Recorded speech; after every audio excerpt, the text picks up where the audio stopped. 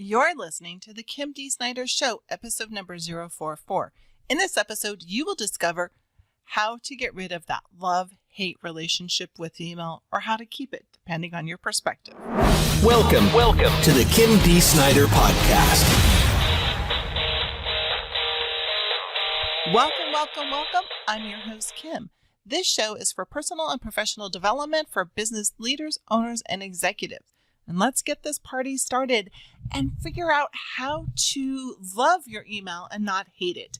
And this episode came about because I have been speaking to business owners and leaders for quite a while, and one of the pain points is email and the amount of email that we're getting. So I'm going to share some tips that I've shared with them and take what will work for you in some of these situations.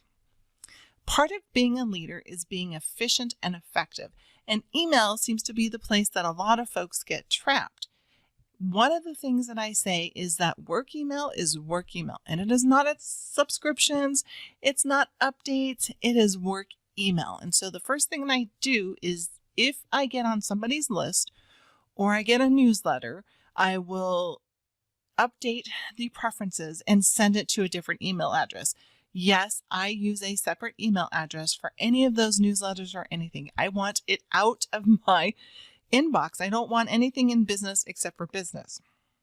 And what I do is I will periodically go look at that when I have free time, and that's perfect. Also, I do keep some newsletters because I look at them. I like to look at the copy and what they're offering. So yes, I know that's a little different, but because I have it going to an email folder or an email that's not sitting in my inbox for work, I'm okay with that. If I cannot subscribe or update my email for that particular email list, I am unsubscribing. I don't want it sitting in my business email. And this technique also reduces having a folder just to put junk. Like, why do you want this in your work folder? Put a whole nother email address for this. If you're getting a bunch of emails from your team or customers or vendors, first of all, tell them not to copy you on anything. You don't need to be copied. And so this could be a training issue. This could be a support issue. What do you need?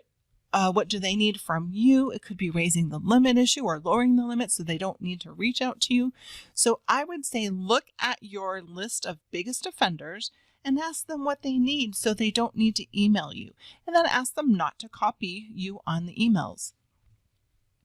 You may need to bump up the dollar amount that they have or something, some criteria so that they can just keep working and they don't need to reach out to you to get approval, or they don't need to copy you just in case. Empower them to make the decision. Give them the information.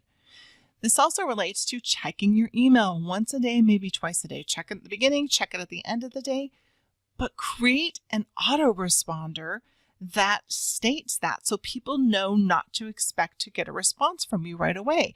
Let them know that it's going to be 12 to 24 hours before you get a response. And in the meantime, list out specific links or information that they would need. So depending on your role and your responsibility at the company, list out, maybe the salesperson or the support person or the marketing person, and let them contact them directly or send them to at least a frequently asked questions, and let them know if it doesn't fit one of those things.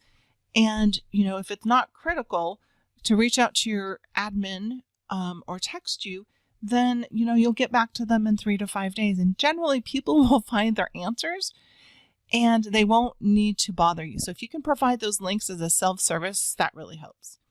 The other thing, depending how old your organization is, make sure you have an email for each role. That way you're not getting everything. And what happens when we start our business is we typically have everything coming to us, sales and marketing and support. Everything comes to us. If you haven't already, or go ahead and start this now, but set up those additional emails and start sending the emails to those generic ones. So sales or orders or support or hello, whatever those terms are or whatever those are, go ahead and start routing those emails to those new email addresses so they don't show up in your email box. If you are getting too many emails in your current email and you can't have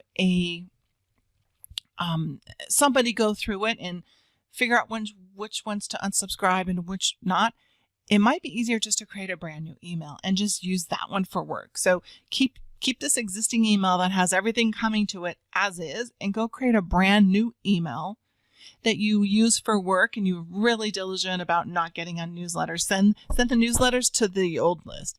And sometimes it's just easier to start a brand new email.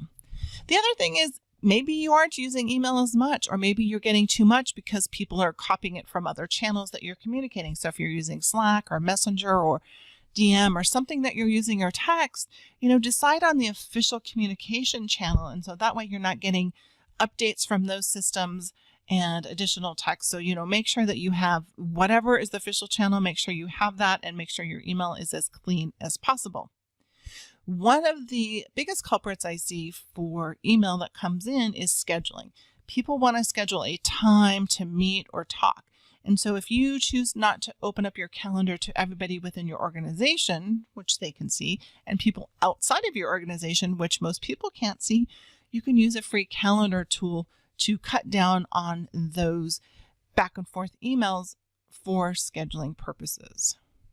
One of the other things that we recommend is that we design for the 80%. So however the email is coming in, let's spend, most of the effort fixing it so we capture 80%.